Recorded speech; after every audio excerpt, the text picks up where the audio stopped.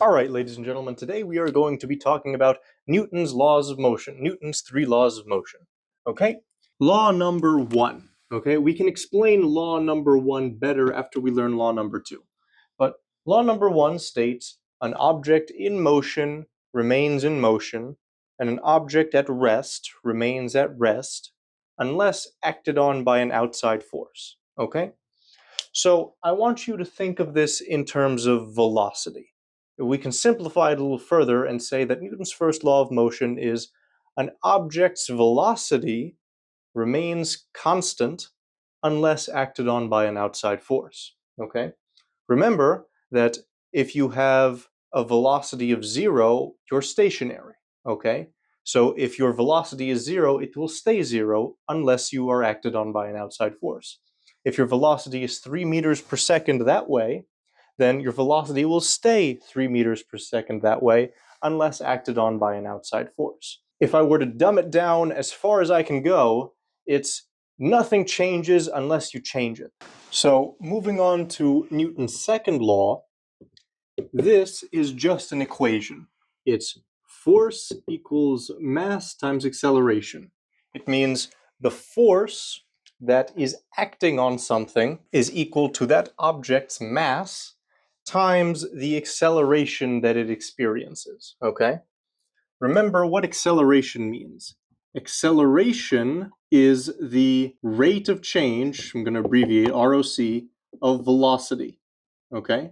Which means if you have an acceleration, your velocity is changing. Your velocity could be increasing, it could be decreasing. Your velocity could be changing direction, because remember, velocity is a vector quantity, and a change in the velocity could be a change in the direction of the vector. Now, when you go and solve problems using Newton's second law, you need to keep in mind that this is the summation of forces equals ma, also written as the net force equals ma. Okay, so what do I mean by net force? So you get the net force by summing up all the forces that are acting on an object. So if I have this water bottle right here, principally one of the forces acting on it is the force of gravity. It's going to fall, it's going to accelerate downward if I release it. So the force of gravity is acting on it. Now if I put my hand under it, the force of gravity is pushing down and my hand is pushing up with the exact same force, the exact same magnitude. So if I add, let's say, 600 newtons down and the force of my hand 600 newtons up, that means that those, when added together, when added tip to tail, they are 0, which you can tell by the fact that it's not accelerating. The net force on it is 0. The acceleration of it is 0. Okay? And the more massive, the more mass the object has, the less acceleration it will experience for the same force. So you see my water bottle here is stationary, back from law 1. It's not moving, its velocity is constant. It's a constant that is 0. But once I release it from rest, once I allow the force of gravity to act on it, it's going to get an acceleration. Its velocity is going to change. Finally, law number 3 is that each force creates an equal and opposite force, okay? I use this example in every physics video I do.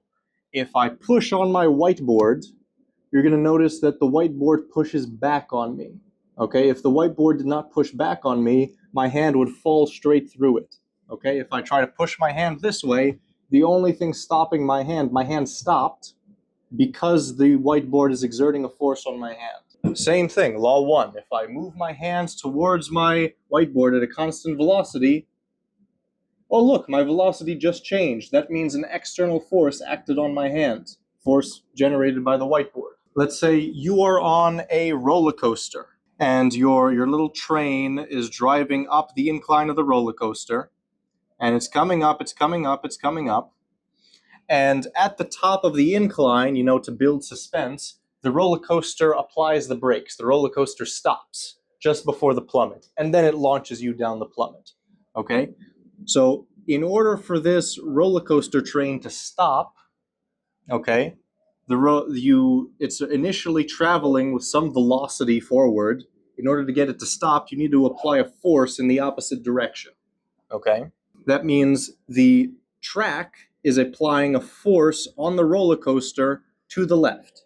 All right, by Newton's third law, the roller coaster also applies a force on the track to the right. Okay, let me put it in words.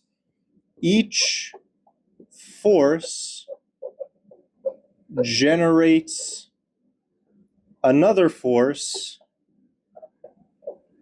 opposite in direction but equal in magnitude.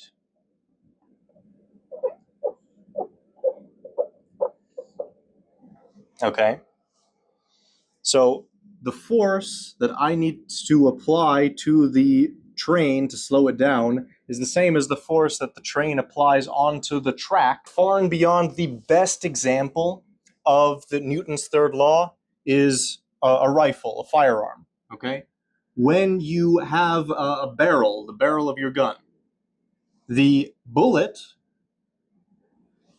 shoots out of your gun, okay? When you pull the trigger, an immense force is applied to the bullet, and the force is applied in this direction, and the bullet is originally stationary, so it accelerates in this direction, okay? If the bullet, an immense force is applied in this direction, then the bullet applies an immense force back on the gun in this direction, okay?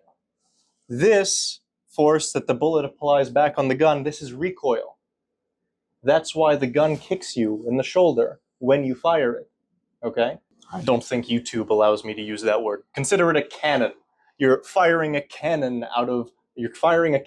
out of a cannon. It's the same physical principle, okay? You've seen in the movies where you fire the cannon and the cannon rolls backward. That's the force that the cannonball is exerting back on the cannon, okay?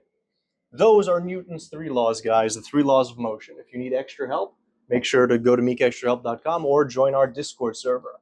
Those are linked down below. Have a fantastic day, and leave a like.